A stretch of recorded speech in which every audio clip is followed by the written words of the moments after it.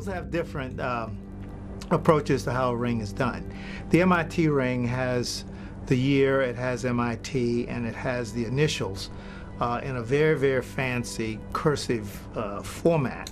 So it's very difficult to figure out who a ring belongs to simply by looking at it. A little over a month ago, I received an email from a woman named Becky Adams, who's down in Virginia, talking about a ring, a brass rat, an MIT ring that she had, and she thought it was from the class of 1967. It turns out it may not be, but that's part of the mystery we're trying to unravel. When I received the email about the ring being found or being returned to MIT, my first thought was, what were the circumstances by which the ring would be returned with the effects of one soldier who was not actually the owner of the ring. And I think there are a couple of observations I would make. The first is that 1968 was probably the most intensely chaotic time in the war. It would become worse, perhaps, but it certainly was the worst up to that period. So it is possible that one could be in possession of somebody else's ring or other items simply because of the chaos of the environment at the time. It could also be the case that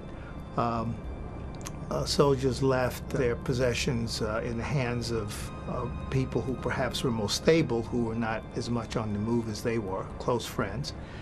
And it's possible that the ring could have been caught up in the effects of somebody else actually collecting the effects of a person after they die. That is, they don't quite know who owns what, and the ring doesn't give much of a clue. Apparently she must have had the ring for, well over 40 years, and finally she must have been going through her artifacts and found it again and caused her to write, and just recently I got it from her in this package.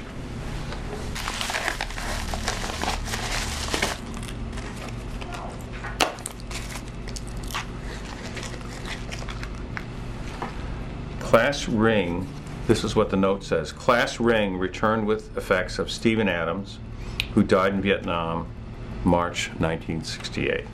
So I served in Vietnam as a lieutenant in the Army Corps of Engineers. I spent my first year stateside in training, and then at my first stateside post, and then in October of 1970 headed to Vietnam. When you entered in country, you spent your first 3 days at a place called the Long Binh Replacement Depot. You're in a tent city with 10,000 other soldiers. And after that 3 days, you get your orders and you'd be sent off to your post in Vietnam with basically the new clothing that they'd issued you and the few things that they told you you should bring along with you when you came. So most guys arrive with relatively few personal items. My name is Peg Mead. I'm the College Territory Manager for New England for Balfour. Balfour has worked with MIT and the Brass Rat since the early 30s. Recently, I was asked to take a look at this ring that was returned with the effects of Stephen Adams, who had died in the Vietnam War. The ring was produced by John Roberts' company, which eventually was purchased by Art Carve, which eventually was purchased by Balfour. I can tell by looking at the ring that it's hardly been worn. So the person who originally owned this ring probably only had it for a fairly short time. Unfortunately, there's no year in it. The degree letters SM for Master of Science are on the side, and it does have hand engraving on the inside, which is J.T.M. Looking at the John Roberts logo and the hand engraving, and also the style of the ring, leads me to believe that this ring was probably produced sometime in the mid-60s. That would have been after John Roberts had changed the method of manufacturing class rings. Most class rings up until that point were made through a die-struck process. Essentially, a piece of gold was laid over a die and a big weight came down and whacked it into the die, and then it was cut out. John Roberts actually pioneered the lost wax casting method, which allowed for a lot greater detail.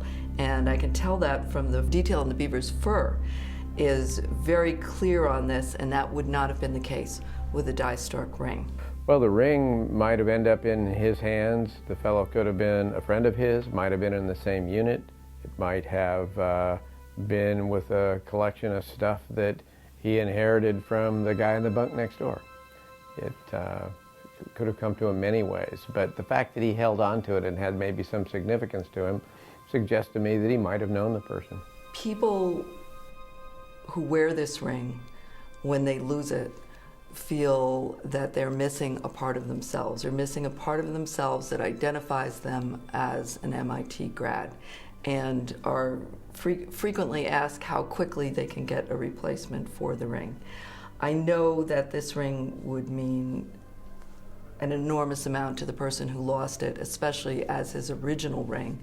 Possibly he's had a replacement, and if he is no longer alive, it will mean a lot to his heirs and family to receive this ring.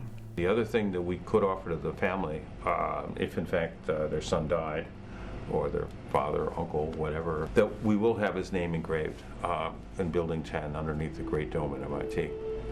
And there's an honor there as well.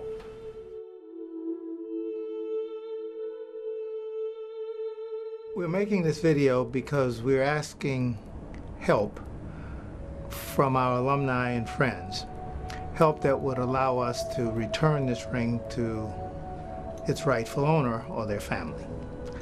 I appreciate your attention to this and look forward to any information you have.